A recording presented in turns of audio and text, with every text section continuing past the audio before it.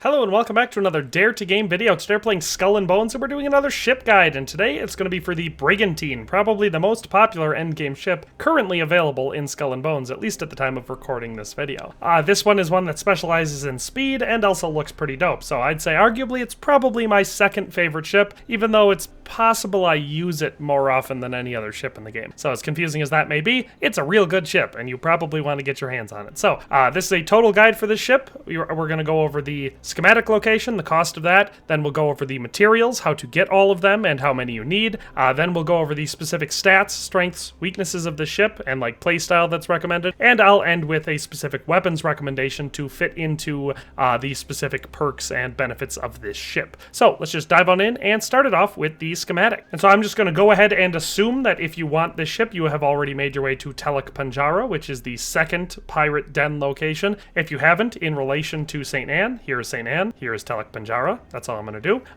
If you haven't made it here already, you probably shouldn't be trying to get your hands on the Brigantine because you're probably not a high enough level and don't have any of the resources you're going to need, so it's just going to be a pain in the butt. As far as getting this blueprint, you're going to get it from the ruined lighthouse. So from Telek Panjara, that is going to be south, down through the Musan Strait, down to here. So the ruined lighthouse is kind of right in the center. If you sailed up the way that I generally recommend people do to get to Telek Panjara the first time, which is up through here, following these outposts, the ruined lighthouse is one of the stops. So you're going to want to go there. Once you are at the ruined lighthouse, right here on the beach, you'll find a corrupt DMC officer, which is where we're going to want to go. You will be able to buy it from him. There are several schematics that he has, but the one we're looking for is for the Brigantine. So this one costs 15,840 silver, so almost 16,000 silver, so definitely not cheap, but I think worth it because it is, one of the best ships in the game. Some people will definitely argue the best, and maybe it is, but it's definitely up there. So this is where you purchase it, and like I said, for 16,000 silver, it's a hell of a deal. So a great ship. You can see we've got ours parked right there. As far as materials for this one, you do need quite a few materials, and one of them is actually relatively advanced. So you will need 14 roselle cloth, 13 greenheart planks, 12 magnetite ingots, 4 shellac, 4 crude saltpeter, 2 sheet glass, and 2 torsion springs. So all of these are relatively easy to get. None of these are ones that I consider to be too difficult. So starting off with the roselle cloth, you'll find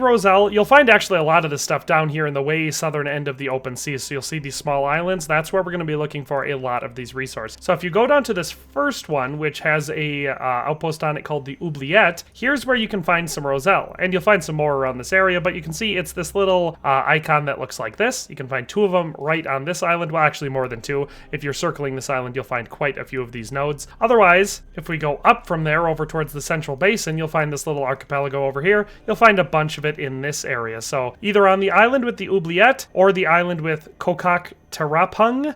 Both of those islands have plenty of roselle on them. So between those two, you should be able to harvest plenty in a single trip and then bring it back and refine it at either St. Anne or Telek Panjara to make enough roselle cloth. Then we're going to need green heart planks, and you're going to need 13 of these. One way to get these is just going to be from looting them off of any ships in the open seas, especially down here in the southern open seas. You will find them on a lot of these ships. Otherwise, if you want to cut them down, you will find them in the same general area. So starting from the Oubliette again, over on this island where we have Fort Duli, we have these trees, so you can start seeing nodes around this area here. On the map, they look like a green heart, which is probably where they got the name. You can cut down a couple nodes around here. You'll find some more nodes up here on the La Bastide, this island. You can see we've got some more nodes on that coast. So there are not many of them, but you'll find them in this area over here. Magnetite ingots are a little bit easier. Again, ships in this region you're going to loot them from, but you can also mine a ton of magnetite. So if you go over here towards Grand Falaise, you'll start finding magnetite nodes all along this island, so you can see surrounding that entire island. And if we go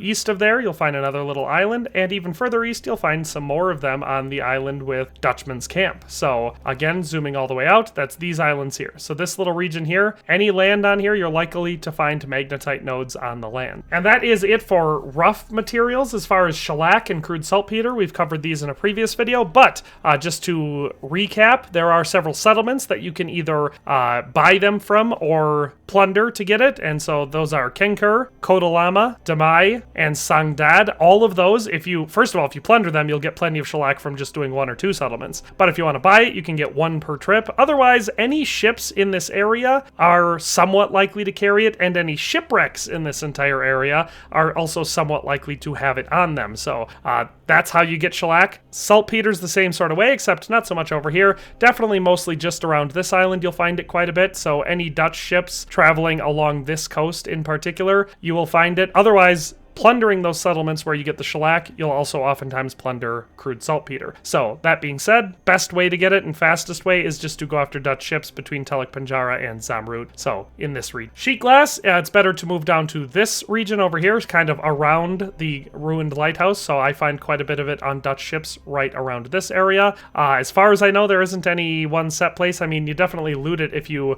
go after the Dutch settlements, but those are all pretty high level, so you might not be at that stage yet. If you are, obviously, you can see right here, the Oostin capital has it as one of the possible loots. Otherwise, I find it's easier just to go after the Dutch ships. So again, in the Musan Strait and the Naga Sea, Dutch ships in here oftentimes will be carrying sheet glass. Torsion springs can be a little bit more difficult, but there are a lot of ways to get them. So torsion springs are a semi-rare resource. You'll find them more often than certain things like precision drilling bits, but they are found on extremely high-level Dutch ships, but more frequently on the Compagnie ships. So I find one of the best ways to get your hands on torsion springs is down here along the Port Lahermi region.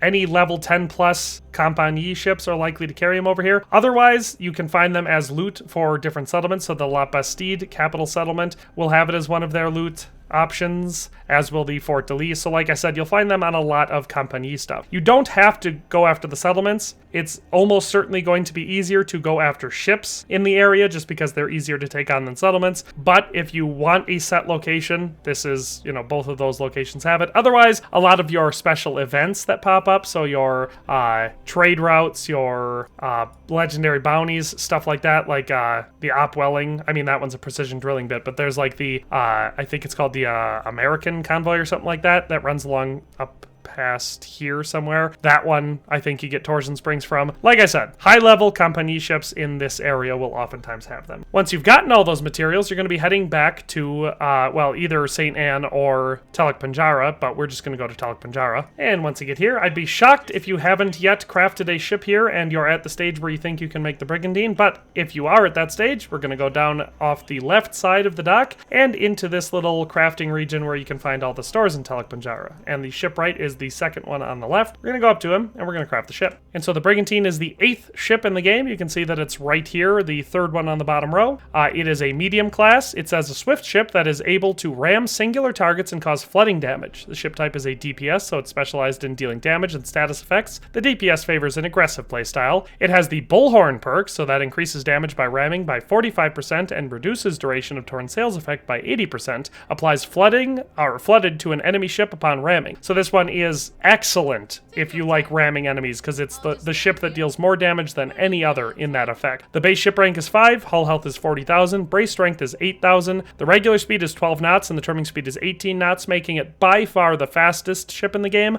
which is why I think you'll find most people consider it to be the best, and it is definitely the most popular. Cargo space is only 45,000, so significantly lower than some of the other ones that are top tier, but given the speed, that makes sense. Stamina, of course, is 100. As far as loadout potential on this one, we have a full loadout potential, so bow weapon, both broadsides, stern, and an auxiliary weapon. Furniture slots, we get one more than the last two that are in the medium class, or the first two in the medium class, I should say, the ones that we've already covered. So you can do up to 5 furniture slots on the brig. So this one is a very fast one, and it is DPS. Obviously, I find the brig to be most effective in forward-facing combat. You don't want to slow down because it's less durable than a lot of the other top-tier ships. You want to be dealing damage on the move, so I like to keep it very mobile. That being said, as always, you're going to want to go with the best armor possible, and so if you have the Black Prince, the Gambakobi 2, the Ouroboros, the Bastion 3, or the Iron Husk 5. All of those are going to be top tier armor that is excellent for the ship and makes it as good as possible. If you don't have any of those armors, then whatever the best armor you have, definitely go with it. As for the weapons loadout on this one, there are 2 different ways to go. For the auxiliary weapon, I always like going with the mortar. And the best mortar you can use for this ship, or most ships in general, is going to be the Leopold 3. It does an incredible amount of damage. Special perks on this one, we get some flooding and blast damage, so explosive and flooding, which which flooding slows down your enemy, explosive obviously just deals extra damage. So the Leopold 3 or 2 or 1, if depending which one you can get, is your best bet for your auxiliary weapon. If not, I find the regular mortars to be the next best, and the rockets are the third best. I don't like the rockets for the ship because typically when I use the ship, I'm moving very fast, and the faster you're moving, the harder it is to be effective with rockets because they move rather fast, and so does the enemy. So unless you're sitting still using it against a stationary target, the rockets are not as effective as the mortar is. So the Leopold 3 is my overall recommendation for the auxiliary weapon with the Brigantine. That doesn't change. The thing that does change is what I recommend for the broadsides and the bow and stern. For the more general, if you're using it just like you'd use most ships, if you're using it like that, then for the broadsides, I recommend whatever the best culliverne you have is. And so the Basilisk 3 is the best culliverne in the game. If you can use that, do. Otherwise, the Basilisk 2, 1, or any of these standard ones for both your broadsides. That being said, and with that build, then obviously for your bow and your stern,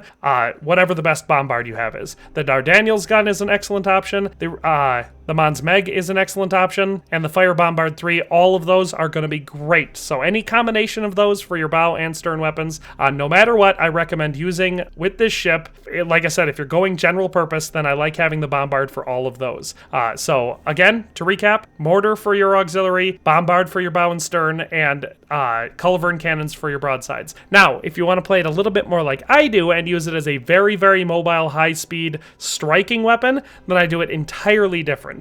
For that, I will use only one cannon on the entire ship, and it's my bow weapon, which I use when I'm charging towards someone. This one, I specifically want to use a long gun because I like using it very long range and very accurately to target weak points, because it's very easy to do that with the ship. So the best option there is going to be Skurlock's Long 9s. You buy these from John Skurlock after you've completed all of his contracts. They're just really, really good long guns. They deal a tremendous amount of damage, and they're very, very good. Otherwise, the Fire Long Guns 3 are going to be a great option, and Skurlock's Chasers is a decent option if not. Otherwise, the regular Long Gun 5 will be good too. But again, if you have them, Skurlock's Long Guns or Long 9s are going to be the best for the chase weapon on the build the way that I like to use this ship. Then I do it with all bombards for all 3 of the other sides, and so that makes you just very, very effective, very long range, and you can effectively use this. And just so you know, if you haven't tried it yet, bombards as your broadside weapon are absolutely devastating because you can fire so many times and they deal so much damage. Plus, you can be really accurate, and the range is the most flexible out of any weapons in the game. So again, if you've got the Dardanelles gun, use that for your broadside weapons. The Mons Meg 3 is another great option, and the Fire Bombard 3 is excellent. I love that, especially if we're going for that ablaze damage. So definitely for the broadsides, I also will oftentimes use a bombard for my rear gun when I'm doing this build. Otherwise, if you don't, another great option is doing another long gun because it gives you that extra, the long range option. But just as a little fun fact, in case you've never tried it, the ballistas in this game actually really, really good. They've got some of the fastest fire rate in the game because you're basically just reloading. There's no build-up time. So I like using my chase weapon on this one to shoot at ships that are attacking me as a ballista. Now, if you have the twin winch ballistas, that's the way to go because it gives you a much faster fire rate, deals a tremendous amount of damage. It's super accurate, so that's the way I like to do it. So like I said, there's the generalized way with your cannons on the sides, your bombards on the front and back, and then there's my way, which is the ballista on the back, chase cannons on the front, and bombards on the sides. It makes the ship just unbelievably good. And that's it for the Brigantine. So like I said, one of the best ships in the game, probably the best as far as like meta builds go and stuff, and definitely the most popular. I love it. It's an excellent ship. Can't recommend it enough. So that is the Brigantine. Hope you enjoyed this video and hope it was useful, but we'll see you next time. Thanks for watching another Dare to Game video. If you liked this video, please leave a like and a comment. If you haven't already, be sure to subscribe to the channel. If you like my content and would like to support this channel, consider becoming a member today for as little as $1.99 a month. It makes a huge difference. But in any case, thanks for watching and have a nice day. I'll see you next time.